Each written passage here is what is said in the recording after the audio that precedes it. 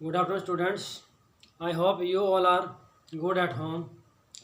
As you all know, we have discussed about some basic units of quantities or fundamental units of quantities, and our further next topic is measurement of temperature.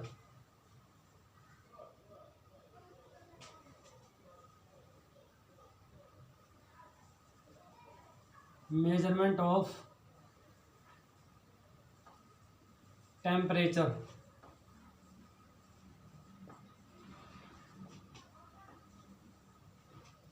So, dear students, there are three scales to measure the temperature. First is degree Celsius.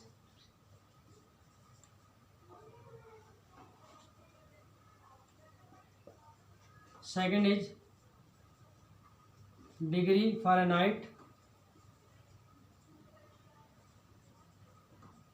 and third is Kelvin. Degree Celsius scale it is represented by degree C, it is represented by degree F, and it is represented by capital letter K. Degree Celsius scale was invented by Anders Celsius. ये जो नाम है degree Celsius है, degree kelvin है, और degree Celsius है, degree Fahrenheit है, and kelvin है. These were given by the name of the scientist who invented these.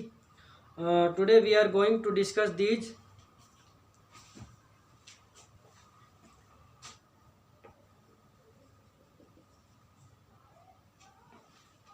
So first, relation between these is given as relation between degree Celsius and degree Kelvin is given by Kelvin is equal to degree Celsius plus 273.15.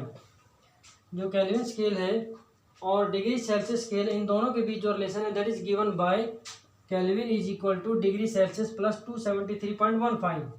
अब यहाँ पर 0.15 जो है इसको हम neglect करके हम लिख सकते हैं degree Celsius plus 273 to make the calculation easier. Second जो रिलेशन है, relation between degree Celsius and degree Fahrenheit is degree Celsius is equal to 5/9 degree Fahrenheit minus 32. Degree Celsius is equal to 5/9 into degree of minus 32 bracket close. इसको अगर हम degree Fahrenheit और Celsius में अगर relation find out करना चाहें तो हम क्या करना पड़ेगा, तो यहाँ से हम डिग्री सेल्सियस 32 इधर आके प्लस हो गया is equal to 5/9 degree f, 5/9 इधर आएगा 9/5 degree Celsius plus 32 is equal to degree F.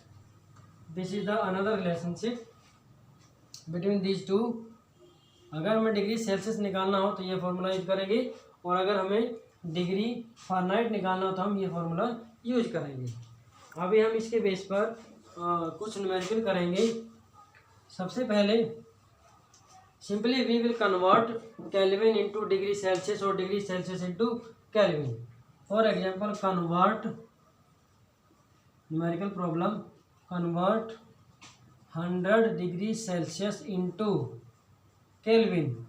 100 degree Celsius को अगर केल्विन में कन्वर्ट करना हो तो सी की वैल्यू कितनी है, 100 डिग्री सेल्सियस, सी की वैल्यू 100, और kelvin is equal to degree Celsius की वैल्यू कितनी है 100 प्लस 273 केल्विन.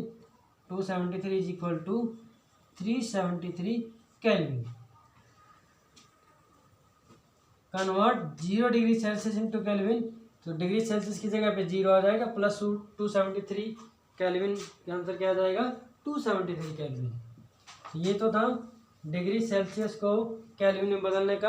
और अगर हमें केल्विन को डिग्री सेल्सियस में बदलना हो तो हम क्या करेंगे, तो देखो यहाँ पर kelvin is equal to degree Celsius plus 273, और अगर केल्विन को डिग्री सेल्सियस में बदलना हो तो डिग्री सेल्सियस की वैल्यू क्या हो जाएगी, degree Celsius is equal to kelvin minus 273. इसका मतलब है अगर हमें सेल्सियस को केल्विन में बदलना है तो हमें प्लस 273 उसमें ऐड कर देना है, और अगर हमें केल्विन को डिग्री सेल्सियस में बदलना हो तो 273 उसमें से सॉरी 273 उसमें से माइनस कर देंगे। For example convert 298 kelvin into degree Celsius. Formula क्या यूज करेंगे, डिग्री सेल्सियस, केल्विन की वैल्यू 298 है तो क्या हो जाएगा 298 माइनस 273, यहाँ से क्या आ जाएगा 25 डिग्री सेल्सियस। ये तो आपने पढ़ा है कि डिग्री सेल्सियस को केल्विन में कैसे बदलेंगे और केल्विन को डिग्री सेल्सियस में कैसे बदलेंगे।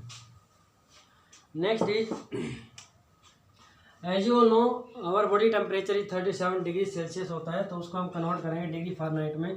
तो नेक्स्ट हमारी प्रॉब्लम है convert 37 degree Celsius into degree Fahrenheit. तो डिग्री फ़ारेनहाइट में कन्वर्ट करना है इसको, डिग्री सेल्सियस को। तो हम कौन सा फॉर्मूला यूज करेंगे, degree Fahrenheit is equal to 9/5 degree Celsius plus 32।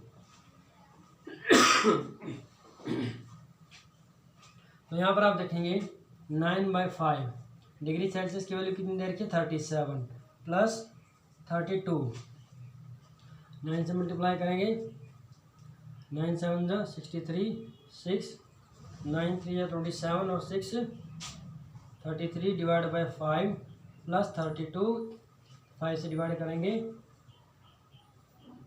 66.6 plus 32 add करेंगे 0.6, 6 और 2 8, और यहाँ पे क्या हो जाएगा 6 और 3 9, 98 डिग्री फ़ारेनहाइट। हमारा आंसर क्या आ गया 98.6 डिग्री फ़ारेनहाइट। तो इस तरीके से हम क्या कर सकते हैं, जैसे हमने डिग्री सेल्सियस को डिग्री फ़ारेनहाइट में कन्वर्ट किया है, इसी तरीके से हम डिग्री फ़ारेनहाइट को डिग्री सेल्सियस में भी कन्वर्ट कर सकते हैं। Our next topic is derived units. Derived units. Derived units से पढ़ने से पहले हम मेजरमेंट ऑफ वॉल्यूम को भी थोड़ा सा डिस्कस कर लेते हैं। मेजरमेंट ऑफ वॉल्यूम, वॉल्यूम जो है 1 litre is equal to 1000 ml। आपको पता है 1 लीटर में 1000 मिलीलीटर होते हैं। It can be written as 1000 centimetre cube. इसको हम 1000 सेंटीमीटर क्यूब भी लिख सकते हैं। उसके बाद 1 मीटर क्यूब, मीटर का क्यूब 1 मीटर किसके बराबर होता है 100 सेंटीमीटर, तो 100 सेंटीमीटर इसका क्यूब हो जाएगा। तो क्या हो जाएगा 10⁻² सेंटीमीटर इसका क्यूब, 10⁻² मल्टीप्लाई कर 10⁻6 सेंटीमीटर क्यूब, और centimetre cube 1 centimetre cube is equal to 1 ml। इसको क्या लिखते हैं 10⁻6 ml, और इसको अगर ऐसे लिखे 10⁻3 into 10⁻3 ml, 10⁻3 litre. 1 metre cube is equal to 10⁻3 litre. Next is measurement of mass.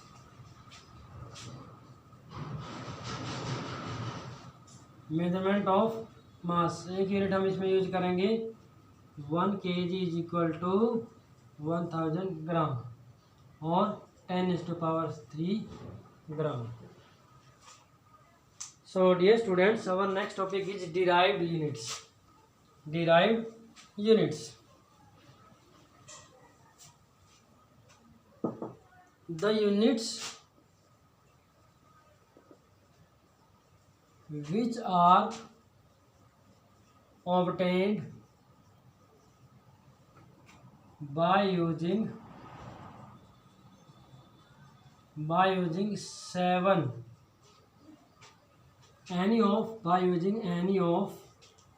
7 basic units हमने जो 7 बेसिक यूनिट पढ़ी हैं उनका यूज करके जो यूनिट्स बनाई जाती हैं उन्हें हम क्या कहते हैं, is called derived units. For example area, area का हम क्या पढ़ते हैं, area is equal to length multiply breadth, length is measured in metre, breadth is also is measured in metre, then area is equal to metre square. तो unit of area क्या हो जाएगी, metre square. Volume length into breadth into height, ये भी metre में है, ये भी मीटर में और ये भी मीटर में है, तो क्या हो जाएगी, volume is equal to metre cube. तो हमने देखा कि एरिया और वॉल्यूम जो है these are derived unit because these are derived by using the metre which is a basic unit. Next is density.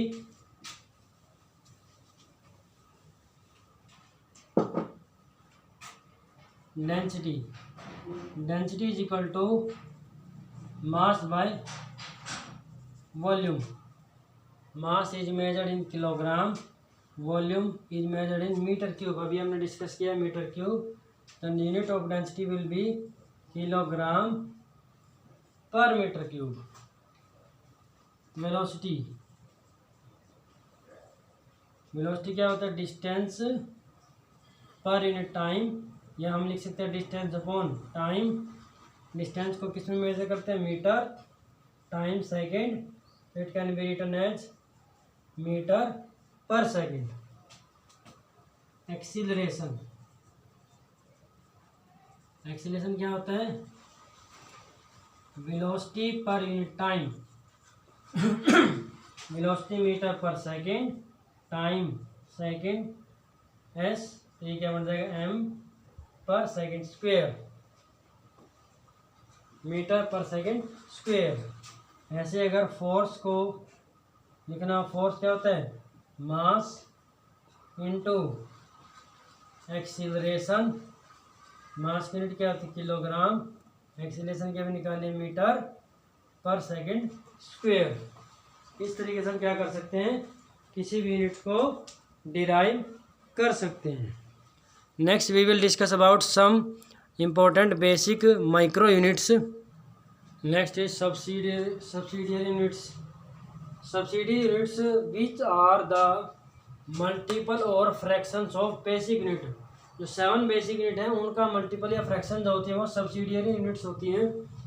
ऐसा ही जो सिस्टम है, system of international units, unit of international system जो recommend करता है कि multiple जो होने चाहिए 10 की पावर 3, 6, 9, 3 के मल्टीपल में होने चाहिए, और जो फ्रैक्शंस है वो भी 3 के मल्टीपल में होने चाहिए, 10 की पावर -3, 10 की पावर -6, 10 की पावर -9 एटसेट्रा।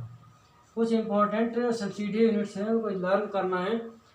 डेसीमीटर, डी से डिनोट कर 10⁻⁻1 metre, centimetre 10⁻2 metre, millimetre 10⁻3 metre, m से डिनोट करेंगे। Micrometre 10⁻6 metre, nano 10⁻9 metre, picometre 10⁻12, deca 10⁻+ plus, यहाँ पर प्लस आ गया, kilo 10⁻3, mega 10⁻6, giga 10⁻9 and tera 10⁻12। बहुत इंपॉर्टेंट यूनिट है कि 1 angstrom, angstrom is equal to 10⁻⁻8 centimetre और 10⁻10 मीटर।